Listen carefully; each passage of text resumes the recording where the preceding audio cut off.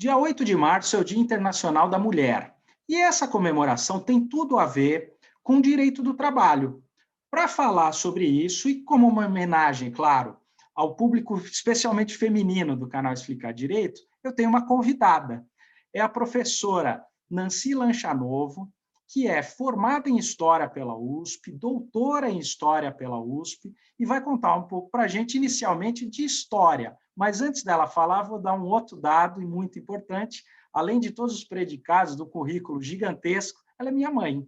Então, vamos lá, professora Nancy, mãe, bem-vinda, e a palavra é sua.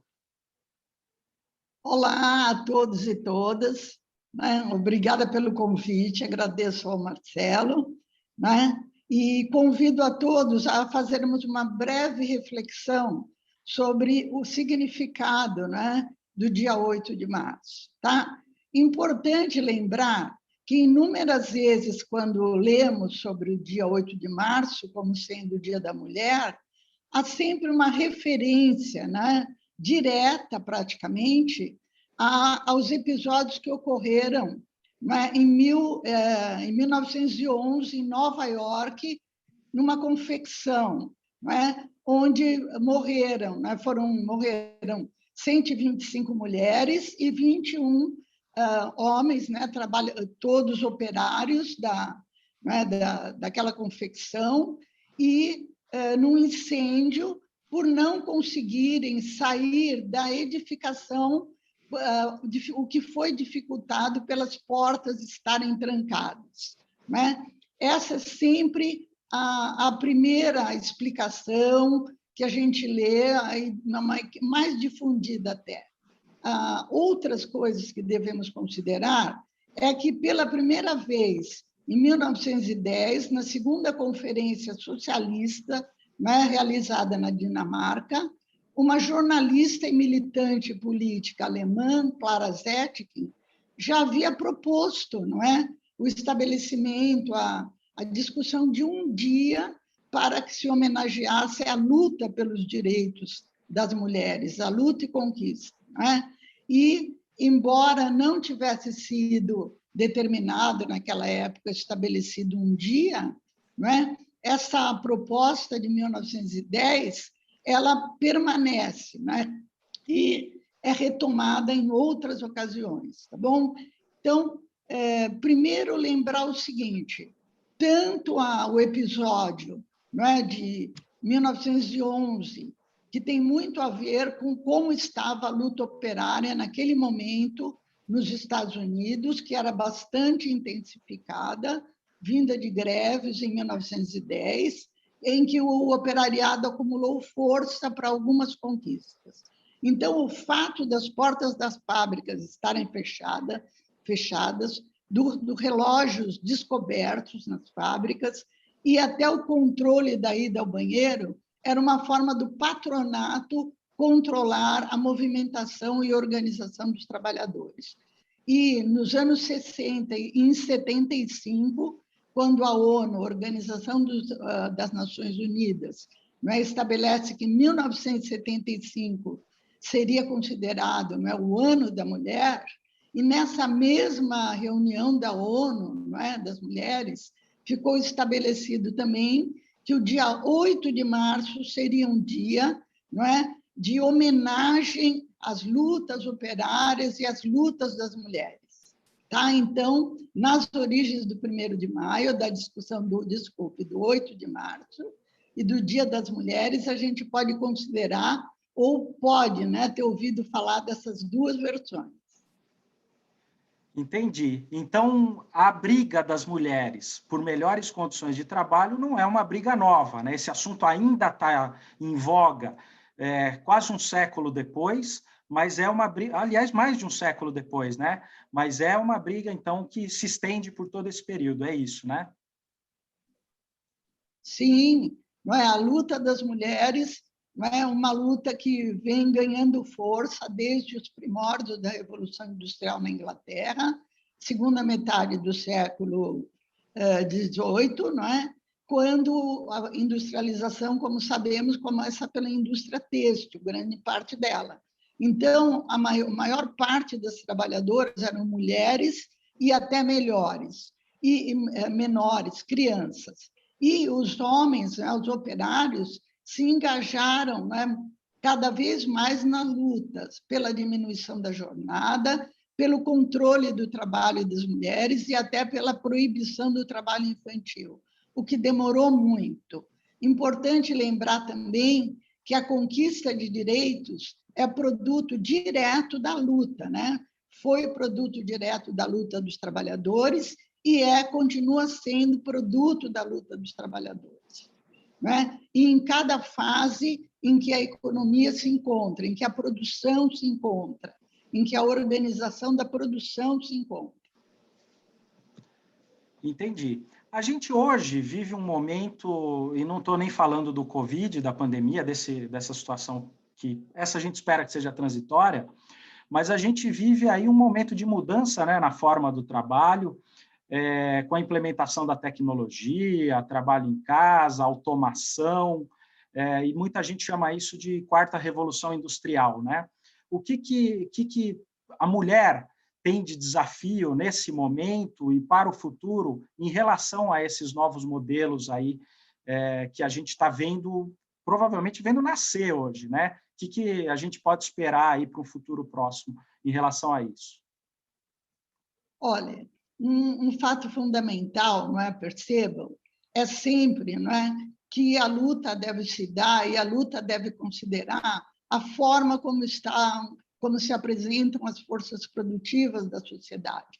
Nesse momento em que a gente tem, não é, o teletrabalho, tem a influência, não é, da expansão da do trabalho, não é, também pela internet, né, o World Wide Web, não é, e o que se propagou nessa quarta revolução industrial e, sobretudo, nesse início do século XXI, onde, né, as formas de trabalho e a natureza do trabalho se alterou bastante, não é?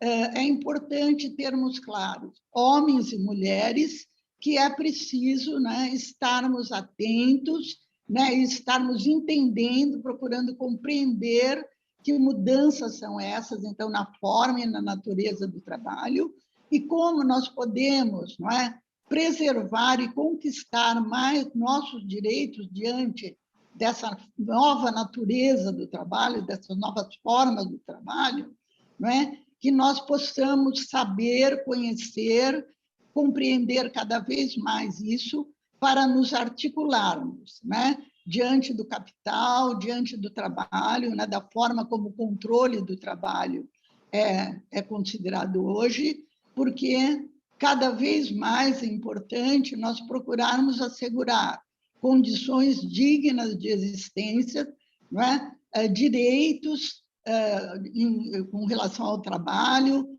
direito a um trabalho digno e, sobretudo, direito a condições sanitárias no trabalho, condições da mulher grávida, da mulher trabalhadora preservadas e também, não é, condições para que nós todos e os trabalhadores todos, homens e mulheres, tenham salários dignos, direitos, não é, que observem o que é fundamental neste século XXI para a existência. Então, se tem uma lição que o Dia Internacional da Mulher pode nos dar, é que esse dia, nas origens, foi um dia de luta, não é? E essa luta dos trabalhadores, homens e mulheres, ela deve prosseguir sempre, não é? Nós precisamos educar os nossos filhos, sustentar, educar, nós precisamos nos manter e nós precisamos garantir também, não é, os direitos de trabalho nessa fase em que nós nos encontramos hoje. Perfeito. Eu acho que essa contribuição é imensa que você traz, professora Nancy, mãe, com um contexto histórico, até para a gente entender que o que a gente está vivendo é um pedaço da história, né? Assim, a gente está numa transformação, a automação, o uso de plataformas, alguns chamam de uberização, contratação por aplicativo, essa coisa toda, é uma realidade que é difícil barrar, é difícil conter isso, talvez seja um processo que não tenha nem como e nem razão de conter, mas aí, incluindo o aspecto jurídico mesmo técnico, a sua fala, que dá esse contexto histórico, eu diria que é fundamental, sim, que a gente tenha uma regulamentação disso, uma lei que não é para abandonar, não é para deixar para trás, não é para derrubar o que existe até hoje, a legislação trabalhista, mas você precisa de novas leis que deem conta dessas novas formas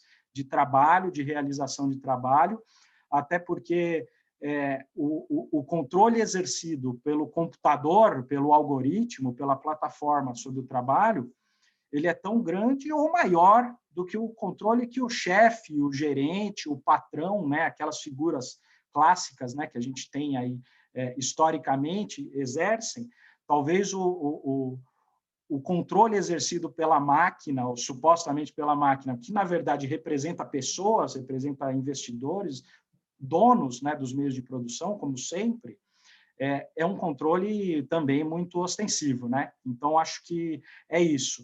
É importante entender, né, de onde a gente vem, e acho que por isso eu enalteço muito toda a sua participação aqui neste vídeo e ao longo da minha trajetória também, para a compreensão do que é o trabalho, né, e do que vem pela frente, né? Acho que é por aí.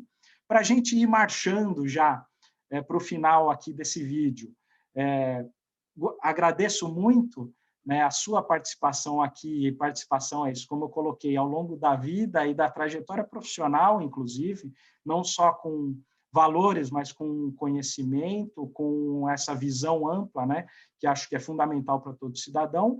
E dou a palavra, mãe, para que você faça aí suas considerações finais e alguma palavra que tenha para dar aí especial para as mulheres que estão comemorando o 8 de março.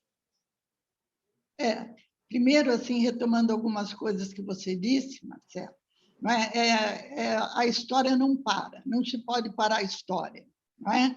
Então, no início da Revolução Industrial, os trabalhadores, alguns, tentaram quebrar as máquinas, não é? No ludismo, não deu certo. E hoje, não é? Nós temos muito mais clareza que as coisas que estão se colocando, não é? Elas vão se acentuar, essas mudanças daqui para frente.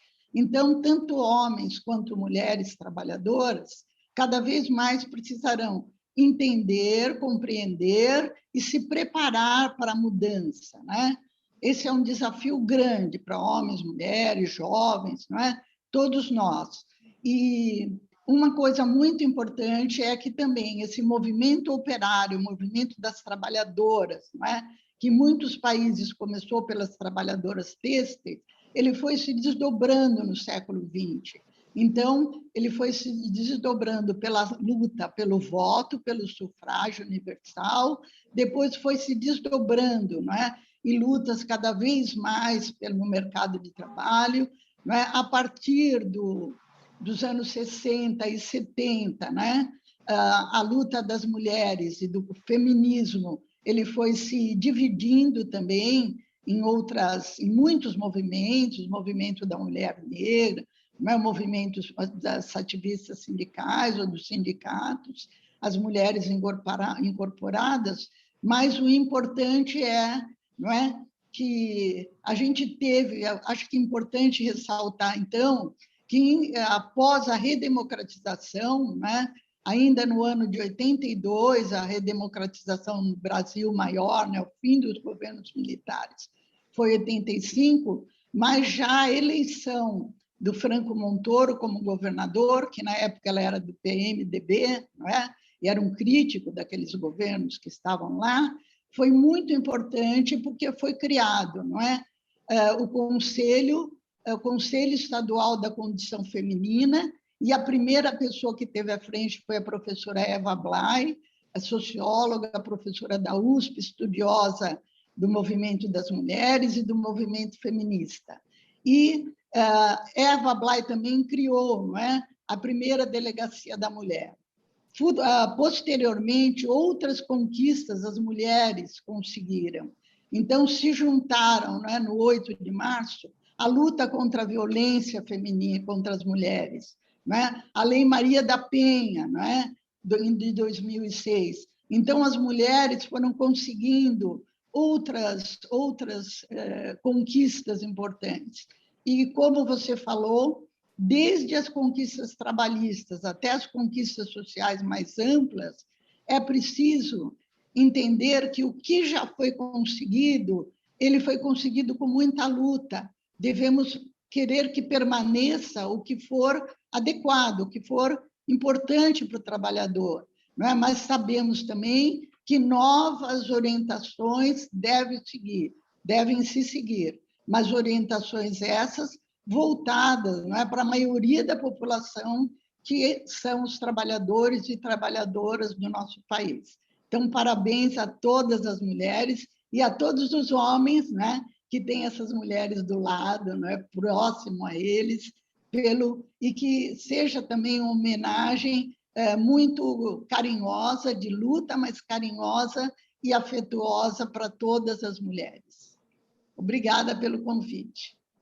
Eu que agradeço novamente e parabenizo a você, em nome de todas as mulheres que estão nos assistindo, por essa data, tá bom? Um feliz Dia das Mulheres Internacional, Dia Internacional das Mulheres a todas. E é isso, a luta ela é diária, né? Assim, ela é um processo construído, é o que veio para trás, o que está acontecendo e o que vem para frente. Então é isso. Todo dia é buscar espaço, né? Buscar alternativas, buscar diálogo, buscar participação e, quando necessário, a gente usou algumas vezes a expressão luta, sim, às vezes é uma luta mesmo.